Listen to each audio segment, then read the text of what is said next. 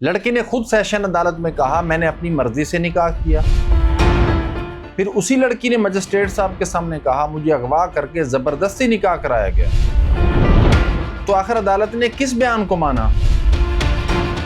ये वीडियो आखिर तक जरूर देखें, क्योंकि आखिर में वो अहम कानूनी असूल बताऊंगा जो लाहौर हाई कोर्ट ने बड़ा वाज़ेह अंदाज में बयान किया।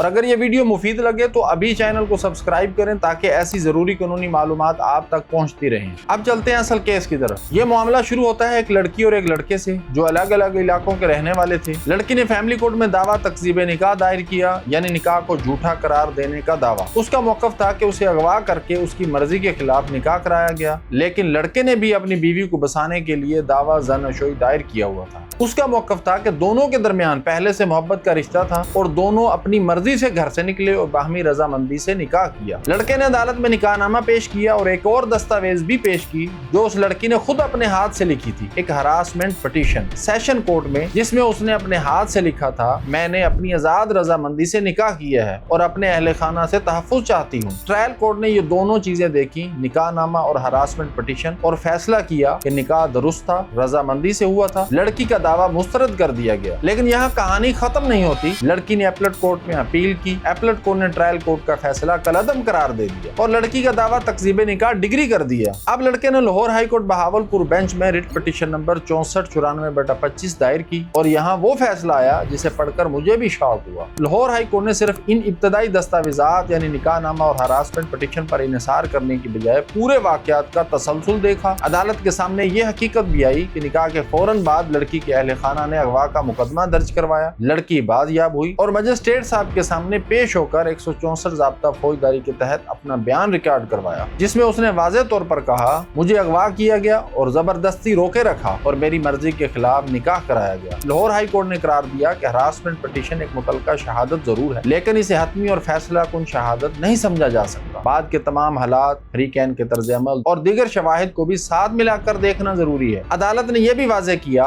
लड़के का ये दावा भी साबित नहीं हो सका कि दोनों के दरमियान पहले से मोहब्बत या करीबी ताल्लुक मौजूद था। दोनों मुख्तलिफ इलाकों के रिहायशी थे, उनके दरमियान पहले से किसी जान पहचान, मुलाकात या ताल्लुक की कोई माकूल वजाहत या शहादत नहीं आई और यही इस केस का सबसे अहम हिस्सा है। लाहौर हाई कोर्ट ने एक जरूरी कानूनी असूल तय कर दिया, निकाह की कानूनी हैसियत का फैसला सिर्फ एक दस्तावेज से नहीं बल्कि पूरे हालात वाकयात और रजामंदी की हकीकत को मद्देनजर रखकर किया जाएगा। इसीलिए अपीलेट कोर्ट का फैसला बरकरार रखा गया। लड़के की रिट पिटीशन खारिज कर दी गई। लाहौर हाई कोर्ट के इस फैसले के बारे में अपनी राय का जरूर इजहार कीजिएगा और अगर कोई ऐसा मौजूद जिस पर बात होनी चाहिए तो कमेंट में जरूर बताएं। इंशाल्लाह अगली वीडियो उसी पर बनाएंगे।